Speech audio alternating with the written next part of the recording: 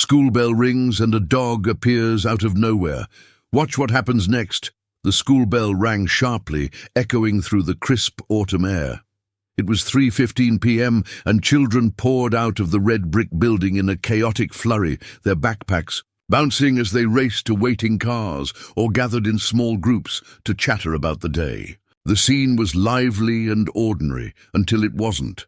Out of nowhere, a dog appeared at the edge of the schoolyard. No one saw where it came from. 1 second, the spot was empty. The next, there it was, standing perfectly still. The dog was unlike any stray the children had seen before. Its fur was a dusty gold, thick and wild, as if it had been roaming for days. Its eyes were something else entirely. They weren't the soft, pleading kind you'd expect from a lost dog. They were sharp, almost human-like, scanning the crowd with an intensity that made your stomach flip. Tommy, a curious 10-year-old with a mop of brown hair and a perpetual scab on his left knee, noticed the dog first. "Hey, look at that!" he called to his best friend Mia, who was busy untangling her earbuds. She looked up, her eyes narrowing as she spotted the strange animal. "Where'd it come from?" Mia asked, her voice a mix of awe and suspicion. Tommy shrugged, but his feet were already moving. "I'm gonna check it out." "Wait, what if it's dangerous?" Mia grabbed his arm, but Tommy pulled free, grinning. "It's just a dog." "Mia, what's the worst it could do?" As Tommy approached, the dog didn't move. It stood there like a statue, its head tilted slightly to the side, watching him. The closer Tommy got, the more he realized how big the dog was. It wasn't like the golden retrievers he'd seen at the park. This dog was taller, leaner, and carried itself with an air of quiet authority. "Hey, buddy," Tommy said softly, extending a hand. "You lost or something?" The dog didn't bark, growl, or flinch. Instead, it took a deliberate step forward, its eyes locking onto Tommy's as if it were sizing him up. Mia, now standing a few feet behind Tommy, felt her heart skip a beat. "Tommy, maybe we should get a teacher," she whispered. Before Tommy could reply, the dog did something unexpected. It turned its head sharply toward the school building, its ears perking up as if it had heard something no one else could. Then, without warning, it took off at a sprint, heading straight for the double doors of the school. "Whoa!" Tommy shouted. "What's it doing?" He and Mia took off after the dog, their sneakers slapping against the pavement. Other kids stopped and stared as the golden blur raced past them, weaving through the crowd with surprising agility. By the time Tommy and Mia reached the entrance, the dog had already slipped inside. "What in the world?" Mia panted, clutching, a stitch in her side.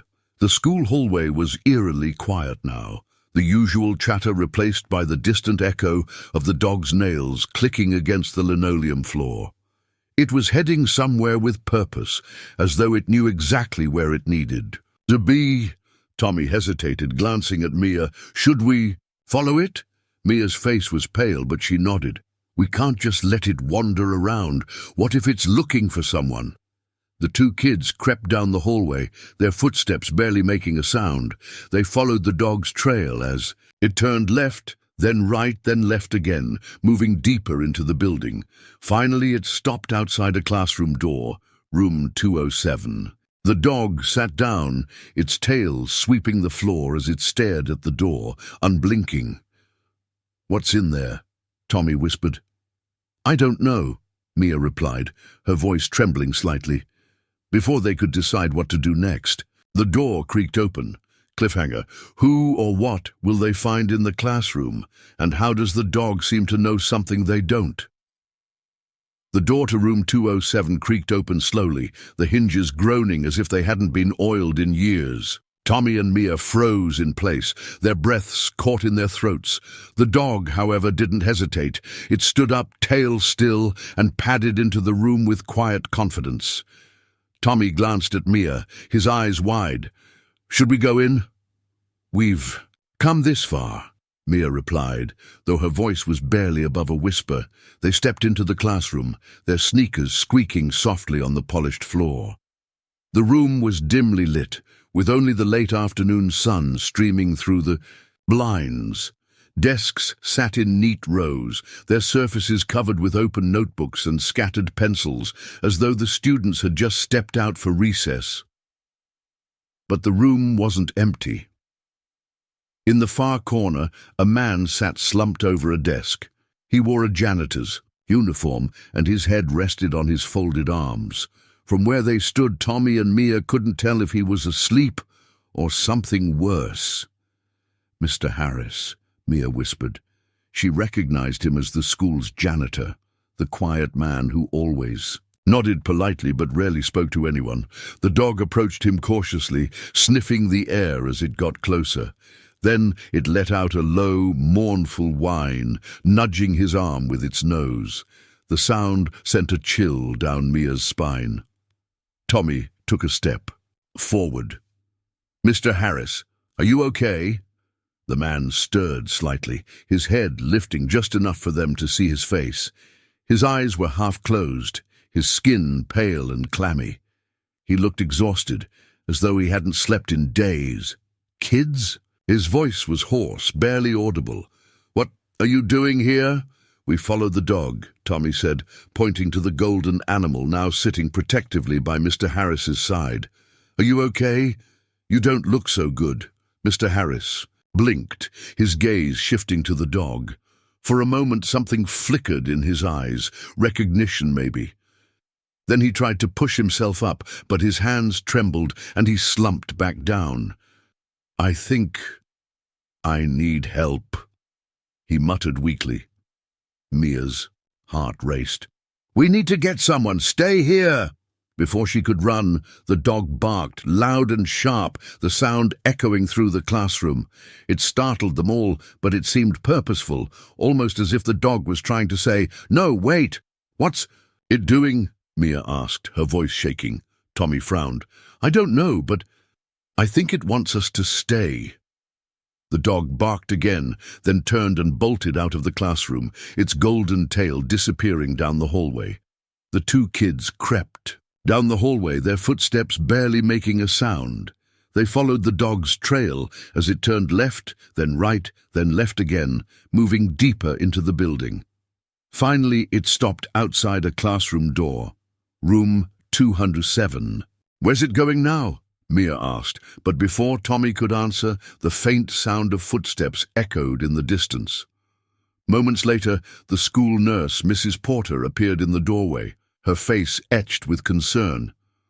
"What's going on?" "Here, I heard barking." "It's Mr. Harris," Mia blurted. "He's not feeling well." Mrs. Porter rushed to his side, her medical kit already in hand. As she checked his pulse and asked him questions, the dog returned, this time carrying something in its mouth.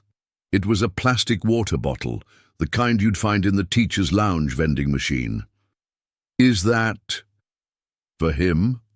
Tommy asked. Staring in disbelief, the dog dropped the bottle at Mrs. Porter's feet, then sat down, panting lightly. "That's incredible," Mrs. Porter murmured. She opened the bottle and helped Mr. Harris take a few small sips. "This dog just might have saved you, Mr. Harris." Mr. Harris managed a weak smile. "I don't know where it came from, but it feels like it knows me." Tommy and Mia exchanged a look. How could a random dog know where to find Mr. Harris or what he needed? It didn't make any sense. As Mrs. Porter helped Mr. Harris to his feet, the dog stood, tail wagging gently, as if to say, "I've done my part. Let's get him to the nurse's office." Mrs. Porter said, "You kids should head home." But Tommy couldn't leave, not yet. Something about the dog didn't sit right with him. It wasn't just a coincidence that it showed up when it did, or that it seemed to know exactly what Mr. Harris needed. "Wait," Tommy called as the dog turned to leave. It paused, looking back at him with those sharp, intelligent eyes. "Who are you?" The dog tilted its head, then turned and walked away, disappearing down the hallway as quickly as it had appeared. Tommy. And Mia didn't stop thinking about the dog for the rest of the day. After dinner, Tommy did some digging online, searching for any stories about heroic dogs in their town. What he found sent shivers down his spine. "Listen to this," he said, calling Mia on the phone. There was a story about a golden dog that used to belong to a firefighter named Daniel Harris, Mr. Harris's son. The dog's name was Max. He died years ago, saving Daniel during a house fire. Mia's breath caught. "You don't think that dog was Max, do you?" Tommy's voice dropped to a whisper. "I don't know. But if it wasn't Max, then how did it know to save Mr. Harris today?" The next day, Tommy and Mia couldn't concentrate at school. Their minds kept drifting back to the mysterious dog, its sudden appearance, and the uncanny way it seemed to know Mr. Harris needed help. During lunch, they decided to visit the janitor's office to check on him. "Do you think he'll even be here?" Mia asked as they made their way down the quiet hallway. Tommy shrugged. "I don't know, but we have to ask him about the dog." When they reached the office, they found Mr. Harris sitting at his desk, looking much better than he had the day before. A steaming cup of coffee sat in front of him, and he greeted them with a warm, albeit tired, smile. "Tommy, Mia," he said, his voice steadier now. "What brings you here?" Tommy hesitated before stepping forward. "We wanted to check on you and ask about the dog." At the mention of the dog, Mr. Harris's expression shifted. His eyes softened, but there was a flicker of something else. Sadness, maybe? "That dog," he murmured, staring into his coffee. "It wasn't just any dog, was it?" Tommy pressed. Mr. Harris let out a long sigh, then leaned back in his chair. "It reminded me of Max," he said quietly. "My son's dog. Max was everything to Daniel, loyal, brave, and smarter than any dog I'd ever seen. When Daniel became a firefighter, Max went with him everywhere, even to the station." "What happened to him?" Mia asked gently. Mr. Harris's voice faltered. "There was a fire, a bad one. Daniel got trapped inside, and Max went in after him. He found Daniel and guided him to a window, but Max didn't make it out. He saved my son's life, but we lost him that day." Tommy and Mia exchanged a glance, their hearts heavy. "But here's the strange thing," Mr. Harris continued, his brow furrowed. "When that dog showed up yesterday, it looked exactly like Max. Same golden coat, same eyes, and the way it acted, it was like it knew me." Tommy leaned in, his voice barely above a whisper. "Do you think it could have been him? Maybe his spirit?" Mr. Harris didn't answer right away. Instead, he stared out the small window in his office, lost in thought.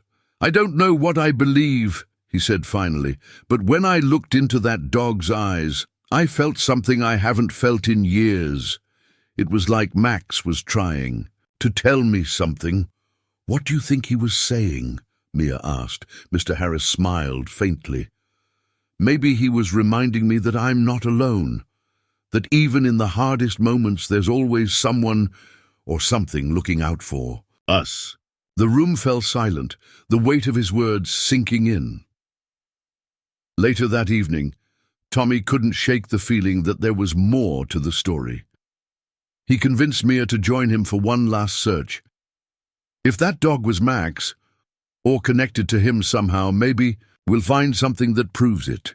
They returned to the schoolyard as the sun dipped below the horizon, painting the sky in shades of orange and pink. The area was quiet, the chatter of students replaced by the rustling of leaves in the cool evening breeze. "Do you think it'll come back?" Mia asked, shivering slightly. Tommy nodded. "I have a feeling it will." As they waited, Tommy pulled out his phone and searched for more information about Max and Daniel. One article caught his eye, a local news piece from years ago. It featured a photo of Daniel with Max, both of them smiling proudly in front of a fire truck. "That's him," Tommy said, showing Mia the screen. Before Mia could respond, a soft rustling sound drew their attention. They turned toward the edge of the schoolyard, where the shadows of the trees seemed to shift. Then out of the darkness, the dog emerged. It was the same golden coat, the same piercing eyes. The dog walked toward them slowly, its movements deliberate. "Max?" Tommy called softly, his voice trembling. The dog stopped a few feet away, tilting, its head as if acknowledging the name. Mia reached out a hand, but the dog didn't move closer. Instead, it sat down, staring at them with an intensity that made their skin prickle. Then, it turned its head toward the horizon, where the last rays of sunlight were fading. Tommy and Mia followed its gaze and spotted something glinting in the grass. They walked over and found a small, rusted dog tag partially buried in the dirt. Tommy picked it up and wiped it clean. The engraving was faint, but still legible. Max. Mia gasped. "It's him! It has to be!" When they turned back to the dog, it was gone. The next day, Tommy and Mia gave the dog tag to Mr. Harris. When he saw it, tears welled up in his eyes.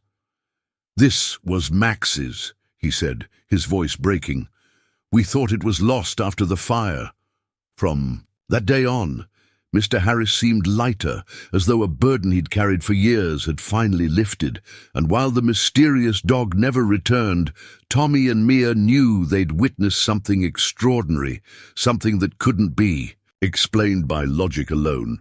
Sometimes they decided the bond between a human and a dog goes beyond life and death.